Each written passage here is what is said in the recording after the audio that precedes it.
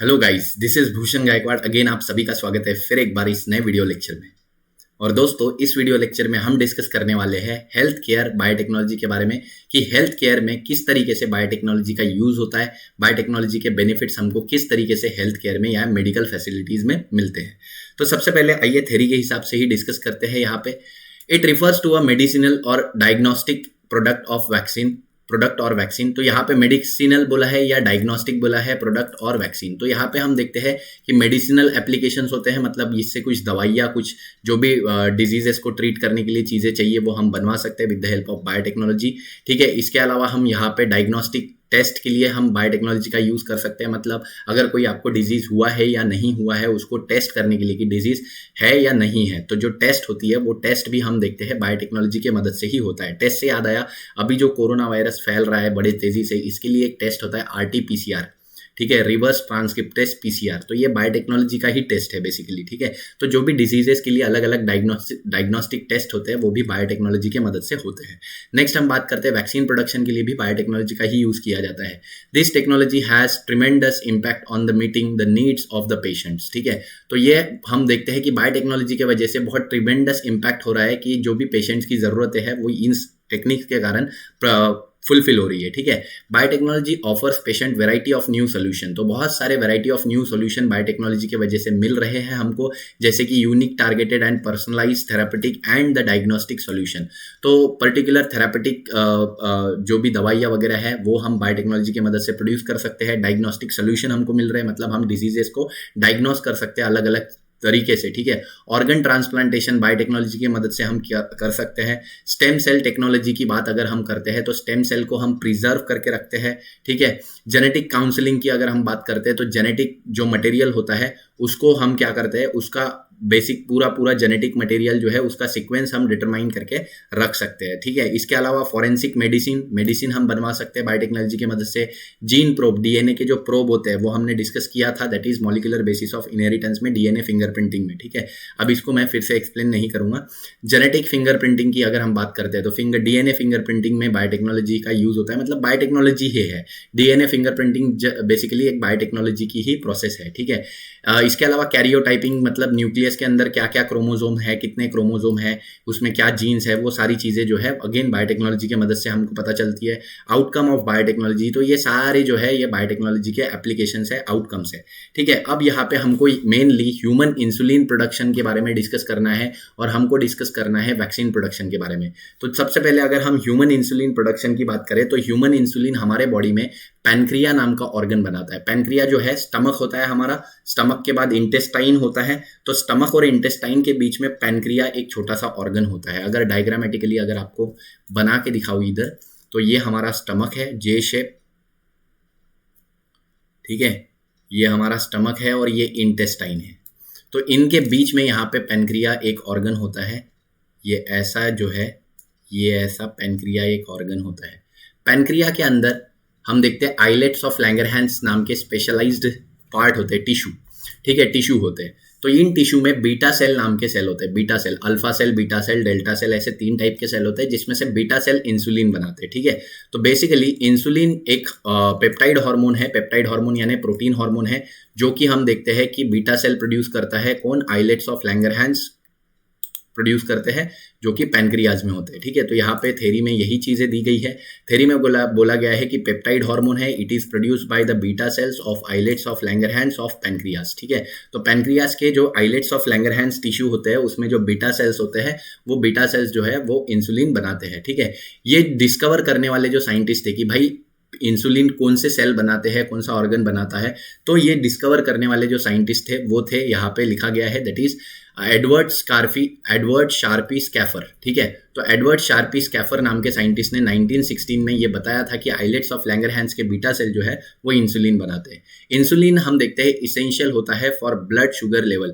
तो blood sugar level को maintain करके रखता है। जैसे हमने खाना खाया, खाना खाने के बाद हमारे बॉडी में ये सारा जो है कार्बोहाइड्रेट्स गया, ठीक है, स्टमक में, इंटेस्टाइन में ये कार्बोहाइड्रेट शुगर के फॉर्म में एब्जॉर्ब होता है ब्लड में। अब ब्लड में बहुत सारा शुगर, बहुत सारा कार्बोहाइड्रेट, बहुत सारा ग्लूकोज है। ठीक है, तो ग्लूकोज बहुत सारा हमारे ब्लड में फ्लो हो रहा है, लेकिन बॉडी टिश्यू को ये ग्लूकोज चाहिए, लीवर को इस ग्लूकोज को स्टोर करना है ग्लाइकोजन के फॉर्म में। बॉडी टिश्यू या लीवर तब तक ये ग्लूकोज नहीं लेते ब्लड से जब तक उनको इंसुलिन सिग्नल नहीं देता, ठीक है। तो हमारी बॉडी में जब भी हमारे ब्लड का sugar level, glucose level high होता है तो इंसुलिन प्रोड्यूस होता है, और इंसुलिन सारे ऑर्गन को सिग्नल देता है कि भाई ग्लूकोज ज़्यादा है, ले लो। तो सब जो ऑर्गन होते हैं वो ग्लूकोज लेते हैं, उससे एनर्जी बनाते हैं। लीवर ग्लूकोज को ग्लाइकोजन के फॉर्म में स्टोर करता है। तो ये सारी चीज़ें होती है। लेकिन जब इंसुलिन ही नहीं होगा तो हम खाना खाएंगे, खाना सारा जो कार्बोहाइड्रेट है वो एब्जॉर्ब होंगे ग्लूकोज के फॉर्म में, ब्लड में ये ग्लूकोज घूमता रहेगा, ठीक है। क्योंकि इंसुलिन है ही नहीं तो कोई भी ऑर्गन यहाँ पे ग्लूकोज को एक्सेप्ट नहीं करेगा, वो ब्लड में ही घूमता रहेगा। ऑर्गन्स को, टिश्यू को, सेल्स को ग्लूकोज की ज़रूरत है, एनर्जी बनानी है, बट वो ले नहीं सकता जब तक इंसुलिन सिग्नल नहीं देता। तो ऐसे में ऑर्गन के पास एनर्जी नहीं होती और ग्लूकोज ब्लड में बढ़ता रहता है, और फिर ये ग्लूकोज यूरिन से पास होता है, ठीक है, जिसको ग्लाइकोज यूरिया बोलते हैं, ठीक है। तो ये सारी कंडीशंस हमको इसमें देखने को मिलती है। तो इंसुलिन इसेंशियल होता है, हम बोलते हैं, फॉर ब्लड ग्लूकोज और ब्लड शुगर लेवल, ठीक है। तो डायबिटीज मेलिटस कॉज होती है जब इंसुलिन की कमी होती है। Diabetes mellitus is a disease in which some people can not make insulin. तो ये कंडीशन तब होती है जब लोगों में इंसुलिन बनाने की क्षमता खत्म हो जाती है। तो यहाँ पे हकूरा एट ऑल, यानी हकूरा और उनके जो साथी थे, उन्होंने 1977 में केमिकली यहाँ पे इंसुलिन प्रोड्यूसिंग जीन जो है वो प्लाज्मिड वेक्टर में इंट्रोड्यूस किया था, ठीक है। तो इन्होंने एक डीएनए सिंथेसाइज्ड किया, डीएनए का सीक्वेंस सिंथेसाइज किया जिसमें इंसुलिन का जीन था, ठीक है। इंसुलिन के दोनों चेन का जीन था, alpha chain and beta chain, ठीक है। तो ए और बी यानी अल्फा और बीटा चेन दोनों का ही जीन उस डीएनए में था, और उस डीएनए को उन्होंने एक प्लाज्मिड यानी PBr322 में इंट्रोड्यूस किया। बस इतना ही काम उन्होंने किया, लेकिन उससे वो इंसुलिन नहीं बना पाए। सबसे पहले इंसुलिन बनाने का जो टेक्निक था, रिकॉम्बिनेंट डीएनए से इंसुलिन बनाने का टेक्निक सबसे पहले यहाँ पे विलोको मैरोफ ने डिस्कवर किया था, ठीक है। तो यहाँ पे insulin production by recombinant DNA technology was designed by विलिको मैरोफ, ठीक है, इन 1978। तो ये हमको याद रखना है, ठीक है दोनों। नेक्स्ट हम बात करते हैं the genes are inserted by the side of beta galactosidase gene of the plasmid, ठीक है। तो यहाँ पे ये हम देखते हैं कि ये जो जीन है ये प्लाज्मिड में डाला गया, ठीक है, और किसके बाजू में डाला गया, बीटा गैलेक्टोसाइडेज के जीन के बाजू में डाला गया। बीटा गैलेक्टोसाइडेज जीन जो है वो बीटा गैलेक्टोसाइडेज एंजाइम बनाता है जो कि लैक्टोज को ब्रेक करता है ग्लूकोज और गैलेक्टोज में, ठीक है।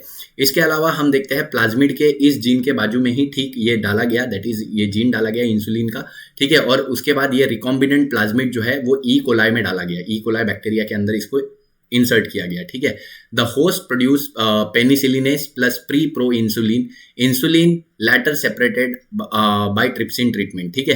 तो यहाँ पे अगर डायग्रामेटिकली अगर मैं आपको बताना चाहूँ, डायग्रामेटिकली अगर मैं इसको एक्सप्लेन करूँ, तो सबसे पहले क्या किया इन्होंने डीएनए इंसुलिन का जीन आइसोलेट किया, ठीक है, और इस जीन को एक प्लाज्मिड में इन्होंने इंसर्ट किया, ठीक है।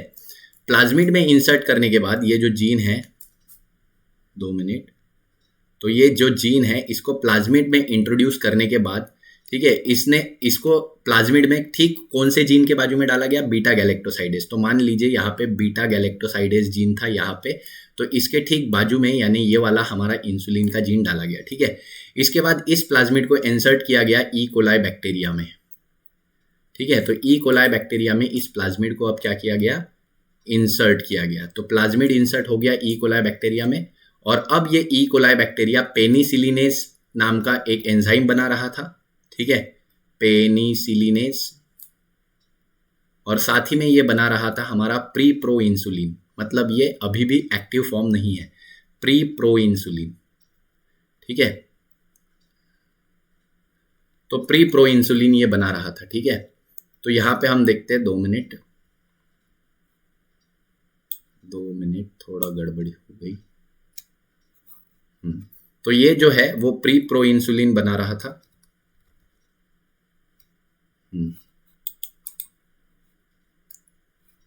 2 मिनट, कुछ ज्यादा ही गड़बड़ हो रही है, ठीक है।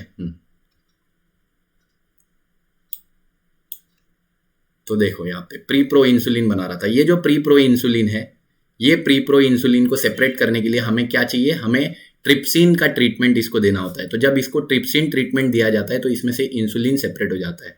तो ऑन गिविंग ट्रिप्सिन ट्रीटमेंट, ठीक है, हमको इसमें से इंसुलिन मिल सकता है, तो इसमें से हम इंसुलिन प्रोड्यूस कर सकते हैं और हमको यहाँ पे मिल जाएगा इंसुलिन। ठीक है, तो ये हो गया हमारा यहाँ पे बेसिक पूरा प्रोसेस। ठीक है, पहले यहाँ पे डीएनए आइसोलेट किया, उसको वेक्टर में डाला, वेक्टर में बीटा गैलेक्टोसाइडेस जीन के बाजू में डाला गया। ठीक है, उसके बाद उसको ई कोलाई बैक्टीरिया में डाला गया, ये जो बैक्टीरिया है इसको भूलना नहीं है, ई कोलाई बैक्टीरिया में डाला गया। फिर उसके बाद उसमें से पेनिसिलिनेज और प्री प्रो इंसुलिन आइसोलेट किया गया और प्री प्रो इंसुलिन को जब ट्रिप्सिन से ट्रीट किया गया तो हमको मिला इंसुलिन। और ये इंसुलिन जब हम अपने बॉडी में डालेंगे तो हमारा जो ब्लड शुगर लेवल जो बढ़ रहा है वो कम हो जाएगा, basically blood sugar level maintain होगा। और ये इंसुलिन किन पेशेंट को दिया जाता है? जिनके बॉडी में इंसुलिन का अमाउंट कम है। ठीक है, इंसुलिन का ओवरडोज लेने से मौत भी हो सकती है, डेथ भी हो सकती है, इसीलिए इंसुलिन उन्हीं लोगों को दिया जाता है जिनके बॉडी में इंसुलिन कम है और स्पेसिफिक मात्रा में, स्पेसिफिक अमाउंट में दिया जाता है। तो ये चीज़ें हमको ध्यान रखनी है। ठीक है, नेक्स्ट हम बात करेंगे वैक्सीन प्रोडक्शन के बारे में। ठीक है, तो वैक्सीन प्रोडक्शन के बारे में जब हम बात करते हैं तो वैक्सीन एक बायोलॉजिकल प्रिपरेशन है जिसमें हम देखते हैं कि ये हमारे बॉडी में एक्टिव इम्यूनिटी को प्रोड्यूस करता है। ठीक है, बेसिकली वैक्सीन क्या होता है? एंटीजन ही होते हैं। जैसे आज के कंडीशन में कोरोना वायरस का जो कोवैक्सीन या कोविड शील्ड वैक्सीन जो मिल रहा है वो क्या है? उसमें कोरोना वायरस के प्रोटीन्स है। ठीक है, तो हमारे बॉडी में एक लाइव वायरस डाला जाता है जो कि इनएक्टिव होता है, इनएक्टिव यानी जिसकी एक्टिविटी बहुत कम है, या किल्ड वायरस डाला जाता है जो कि किल्ड है, जो हमारे बॉडी को हार्म नहीं कर सकता, या हमारे बॉडी में उस वायरस के कुछ प्रोटीन्स डाले जाते हैं। ठीक है, जिसके कारण हमारी बॉडी उस वायरस के लिए एंटीबॉडी बनाती है और फ्यूचर में अगर वही सेम वायरस आया तो उसको इमीडिएटली किल कर देती है, खत्म कर देती है, क्योंकि उसकी मेमोरी हमारे बॉडी के पास डेवलप होती है। ठीक है, तो वैक्सीन बेसिकली क्या है?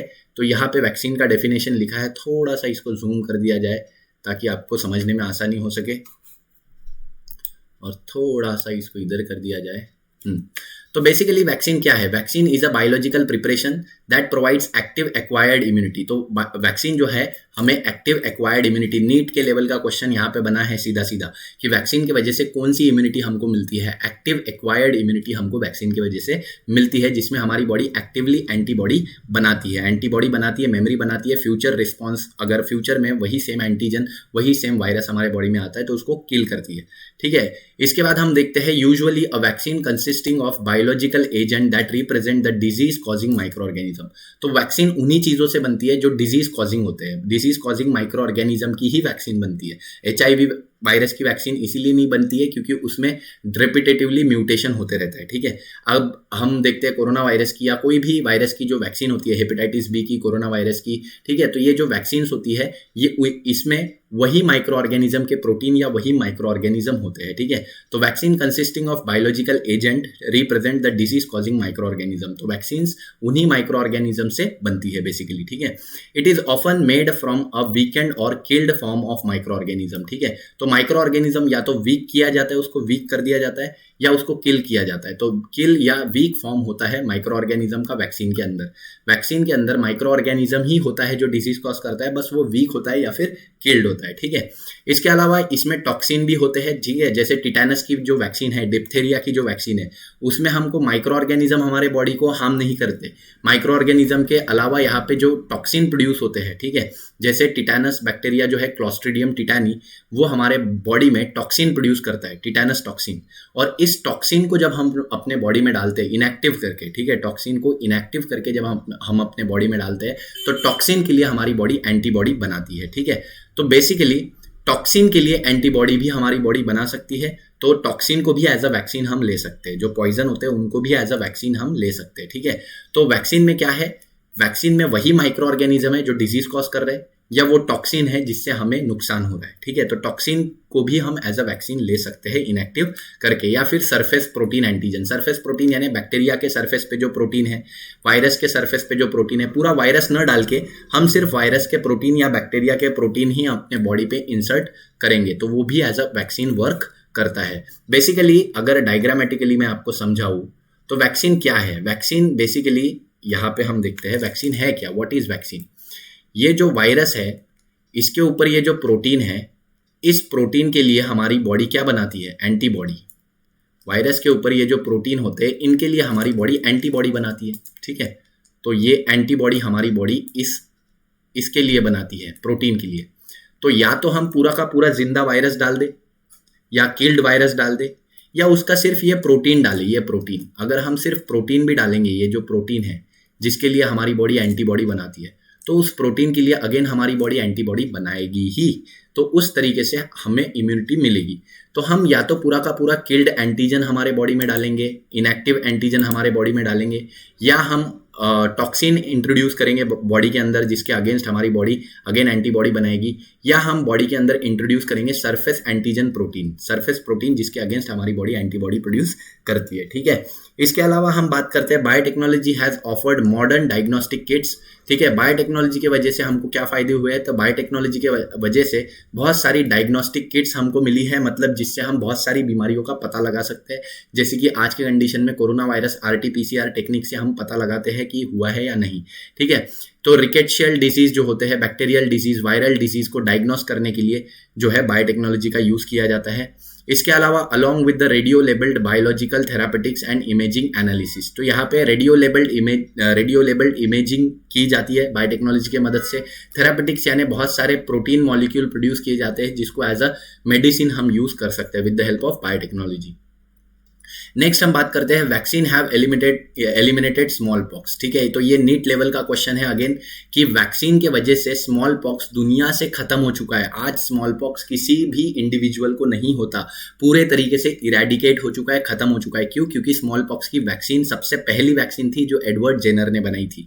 ठीक है, तो एलिमिनेटेड स्मॉल पॉक्स, वैक्सीन की वजह से स्मॉल पॉक्स जैसा डिजीज जो कि बहुत ज्यादा उस टाइम पे फैलता था वो आज बिल्कुल ही दुनिया से खत्म हो चुका है, गायब हो चुका है वैक्सीन के कारण। ठीक है, इसके अलावा बहुत सारे डेडली डिजीजेस वैक्सीन के अलावा लास्ट बहुत सारे ईयर से, डिकेड से हमको देखने ही नहीं मिले, जैसे कि पोलियो डिजीज। ठीक है, तो biotechnology has made advancement in vaccination by making recombinant vaccine. तो बायोटेक्नोलॉजी के मदद से वैक्सीनेशन में एक और एडवांसमेंट आया है जिससे हम रिकॉम्बिनेंट वैक्सीन जिसको बोलते हैं, तो रिकॉम्बिनेंट डीएनए टेक्नोलॉजी से भी हम वैक्सीन बना सकते हैं। कैसे, आगे हम डिस्कस करेंगे। ठीक है, तो have potential to eradicate non communicable disease like cancer. ठीक है, तो जो बायोटेक्नोलॉजी की वजह से जो एडवांसमेंट आया है, ठीक है, वैक्सीन्स की पूरी स्टडी में। ठीक है, तो बायोटेक्नोलॉजी की वजह से जो एडवांसमेंट आया है उसमें हम देखते हैं कि रिकॉम्बिनेंट डीएनए वैक्सीन हम बना सकते हैं। ठीक है, और ये वैक्सीन जो है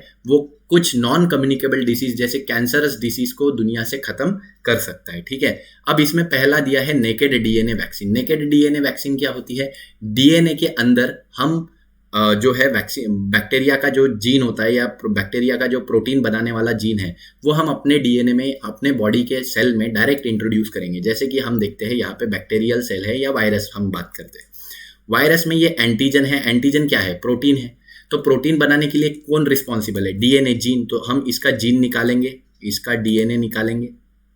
ठीक है, इसका डीएनए निकालेंगे, इसमें से वो एक जीन निकालेंगे जो ये प्रोटीन बनाता है। ठीक है, तो वो जीन हमने निकाला जो जीन ये प्रोटीन बना रहा है। ठीक है, तो ये प्रोटीन बनाने वाला जीन हमने निकाल लिया। ये जीन हम इंट्रोड्यूस करेंगे वेक्टर में।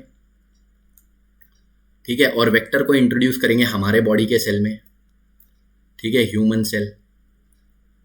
और इस तरीके से ये डायरेक्ट डीएनए हमारे बॉडी में जाएगा, फिर डीएनए से प्रोटीन बनेगा, वही प्रोटीन, और ये प्रोटीन हमारे बॉडी का नहीं है तो हमारी बॉडी उसके लिए एंटीबॉडी बनाएगी और उसको किल कर देगी, मतलब उस प्रोटीन को खत्म कर देगी। और नेक्स्ट टाइम अगर वो प्रोटीन लेके वो वायरस आता है सेम, तो उसको भी खत्म कर देगी। तो ऐसे वैक्सीन को हम बोलते हैं डीएनए वैक्सीन। समझ गए होंगे, नेकेड डीएनए वैक्सीन। तो डीएनए को, वायरस के डीएनए के छोटे से जीन को हम अपने बॉडी में डालते हैं जो प्रोटीन बनाता है। वो जीन हमारे बॉडी में जाके प्रोटीन बनाएगा, उस प्रोटीन से हमारी बॉडी एंटीबॉडी बना के उस प्रोटीन को भी खत्म करेगी, उसके लिए मेमोरी बना के भी रखेगी। ये बिल्कुल भी, इसके कोई साइड इफेक्ट नहीं होते, हार्मलेस होता है बिल्कुल। ठीक है, इसके अलावा viral vector vaccine. Viral vector vaccine क्या होती है? वायरस को एज अ वेक्टर हम यूज करते हैं। कैसे? हमें पता है वायरस जो है ये कुछ ऐसा दिखता है।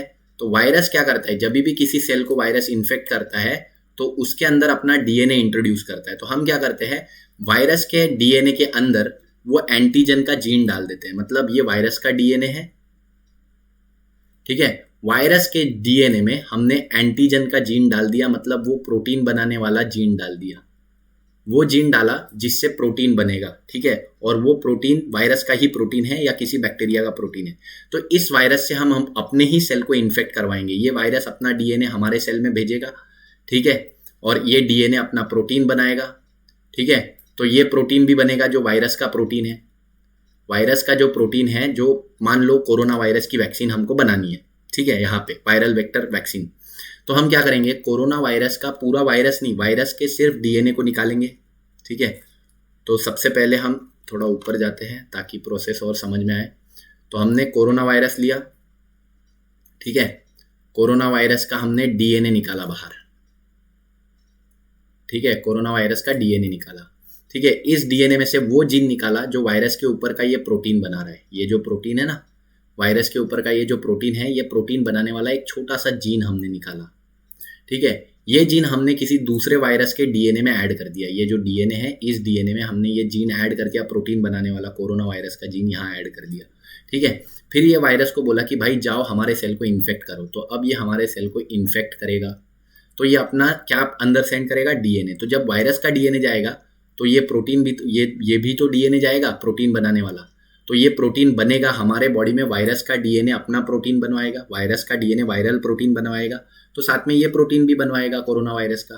तो ये प्रोटीन जब बनेगा, हमारी बॉडी उसको रिकॉग्नाइज करेगी, उसके लिए एंटीबॉडी बना के रखेगी, ठीक है। फ्यूचर में जब वो वायरस हमारे बॉडी में आएगा, कोरोना वायरस या कोई भी, तो उसको हमारी बॉडी डायरेक्टली किल कर देगी क्योंकि उसकी मेमोरी अब डेवलप्ड है, ठीक है। तो ये हो गया वायरल वेक्टर वैक्सीन। दूसरा plant derived vaccine. Plant derived यानी हम प्लांट के डीएनए में वायरस के प्रोटीन का डीएनए जीन इंट्रोड्यूस करते हैं, ठीक है। वायरस के प्रोटीन का जीन, यही वायरस का ये जो जीन है, जो प्रोटीन बनाने वाला जीन है, इसको हम प्लांट के डीएनए में इंट्रोड्यूस करेंगे, प्लांट के डीएनए में। और प्लांट के अंदर अब ये वैक्सीन, ये प्रोटीन प्रोड्यूस होगा। जब ये प्लांट हम खाएंगे, हमारी बॉडी में वो प्रोटीन जाएगा, ठीक है। समझो इस चीज को, प्लांट के डीएनए में हमने वायरस का जीन डाल दिया, वायरस का प्रोटीन बनाने वाला जीन। अब प्लांट के अंदर वो प्रोटीन, वो डीएनए है, तो प्लांट के अंदर वो प्रोटीन बनेगा वायरस का। इस प्लांट को जब हम खाएंगे तो हमारे बॉडी में वो प्रोटीन जाएगा। वो प्रोटीन को हमारी body as a non self recognise करेगी और उसके लिए क्या बनाएगी, एंटीबॉडी। उसको हम बोलते हैं that is plant based vaccine, ठीक है। तो प्लांट डिराइव्ड वैक्सीन भी हम यहाँ पे बनाते हैं, ठीक है। These are found most effective against number of bacterial and viral disorders, ठीक है। इसके बाद हम बात करते हैं यहाँ पे ओरल वैक्सीन या नोवल अप्रोच, ठीक है। The latest hot spot in the field of vaccine research is the development of vaccine which can be taken orally. तो ऐसी वैक्सीन जो कि ओरली हम ले सकते हैं, खा के हम ले सकते हैं, वो सबसे इफेक्टिव वैक्सीन मानी जाती है और बेस्ट वैक्सीन मानी जाती है। इम्यूनोजेनिक प्रोटीन, यहाँ पे हम बात करते हैं immunogenic proteins of, next page पे चलते हैं। Certain pathogen is found active when administered orally. तो यहाँ पे बोला है कि इम्यूनोजेनिक प्रोटीन जो है वो बहुत ज़्यादा एक्टिव होते हैं जब इसको ओरली हमारे बॉडी में इंसर्ट किया जाता है, ठीक है। तो ये देखो, तो यहाँ पे बोला है immunogenic protein of certain pathogen is found to be active when administered orally. तो हम देखते हैं कि हमारी बॉडी में जब हम इम्यूनोजेनिक प्रोटीन्स को डालते हैं तो ये बहुत ज़्यादा एक्टिव होते हैं जब ये ओरली लिए जाते हैं। तो इसीलिए हम क्या करते हैं, प्लांट बेस्ड या प्लांट डिराइव्ड वैक्सीन बनाते हैं। कैसे बनाते हैं, देखो, gene corresponding to the protein, ऐसे प्रोटीन जैसे मैंने बोला कोरोना वायरस के लिए जो प्रोटीन है उसके सरफेस पे, उस प्रोटीन के लिए हमारी बॉडी एंटीबॉडी बनाएगी, ठीक है। तो वो प्रोटीन को आइसोलेट, प्रोटीन का जीन आइसोलेट किया जाता है, जीन, ठीक है। उस जीन को हम क्या करते हैं, जीन कंस्ट्रक्ट करके यानी प्लाज्मिड वेक्टर में डाल के उस वेक्टर को हम किस में इंट्रोड्यूस करते हैं, प्लांट में, ठीक है। तो जीन कंस्ट्रक्ट करके this is introduced into expressed in the plant genome. तो ये प्लांट के डीएनए में, प्लांट के जीनोम में इसको इंट्रोड्यूस करके एक्सप्रेस किया जाता है। अब यहाँ पे प्लांट में प्रोडक्शन होता है ऑफ इम्यूनोजेनिक प्रोटीन, मतलब वायरस के प्रोटीन प्लांट में प्रोड्यूस होते हैं, ठीक है। और पार्ट ऑफ द प्लांट, तो प्लांट में प्रोड्यूस होते हैं, प्लांट के अलग अलग पार्ट में प्रोड्यूस होते हैं, एक्सप्रेस्ड होते हैं। So these when fade into animals, तो जब ये एनिमल्स को खिलाए जाते हैं, मेनली ह्यूमंस को, ठीक है, the person become vaccinated against certain pathogen, क्योंकि हमने वो प्लांट खाया जिसमें वायरस का प्रोटीन था। वायरस का प्रोटीन जादू से बना क्या, नहीं, हमने वायरस का डीएनए का जीन निकाला जो प्रोटीन बनाता है, वो जीन को प्लांट के डीएनए में डाला। प्लांट के डीएनए में डालने के बाद प्लांट ने अपने प्रोटीन बनाए, तो वो जो जीन डाला था उसका भी प्रोटीन बनाया, वायरल प्रोटीन। वो प्लांट को हमने खाया तो हमारे बॉडी में वो प्रोटीन आया, हमारी बॉडी उसके लिए वैक्सीनेटेड हो गई, हमारी बॉडी ने उसके लिए एंटीबॉडी बनाई, ठीक है। तो इस तरीके से plant based, plant derived protein भी हम बनाते हैं, ठीक है। Such vaccine are also called as edible vaccine, यानी खाने वाली वैक्सीन, ठीक है। इसके बाद हम बात करते हैं an existing invention of the production of melt in mouth vaccines that can be administered in placing them under your tongue। तो यहाँ पे कुछ वैक्सीन पे अभी काम चल रहा है, जैसे मेल्ट इन वैक्सीन की बात की जाती है, जिसको टंग के अंदर रखने के बाद, ठीक है, वो मेल्ट हो जाती है, ठीक है, वो मेल्ट हो जाती है आफ्टर डिलीवर इनटू द, और उसका जो वैक्सीन है वो डिलीवर होती है ब्लड स्ट्रीम में, ठीक है। इसके बाद the most important example of production of flu vaccine जो बैसिलस से बनाई जाती है वो इसका एग्जाम्पल है, मेल्ट इन माउथ वैक्सीन का, ठीक है। तो ये जो है ये ट्रिमेंडस बेनिफिट देती है ये वैक्सीन, जैसे कि यहाँ पे बहुत ज़्यादा कंफर्टेबल एडमिनिस्ट्रेशन के लिए। दूसरा हम बोलते हैं इसको लो कॉस्ट लगता है, कॉस्ट नहीं लगता ज़्यादा, और स्टोरेज भी इसकी ईजी होती है, इसलिए ये वैक्सीन जो है वो बहुत ज़्यादा हम देखते हैं दैट इज़ यूजफुल होती है। तो इस तरीके से हमारा ये जो टॉपिक है जो कि हेल्थ केयर बायोटेक्नोलॉजी का टॉपिक है वो खत्म हो जाता है। आई होप ये वीडियो लेक्चर जो है आपको पसंद आया होगा। अगर पसंद आया तो दोस्तों के साथ शेयर कर दीजिएगा, वीडियो को लाइक कर दीजिएगा, दोस्तों के साथ शेयर कीजिएगा, ठीक है। चैनल पे नए होंगे तो सब्सक्राइब कीजिएगा, दोस्तों के साथ वीडियोस को फिर एक बार बोलता हूँ शेयर कीजिएगा, ठीक है। व्हाट्सएप पे, इंस्टाग्राम पे, यूट्यूब पे भी, ठीक है। और ऐसे ही हमारे चैनल के साथ बने रहिए, दोस्तों के साथ बने रहिए, ठीक है। ज़िंदगी के मज़े लेते रहिए। तब तक के लिए थैंक यू वेरी मच।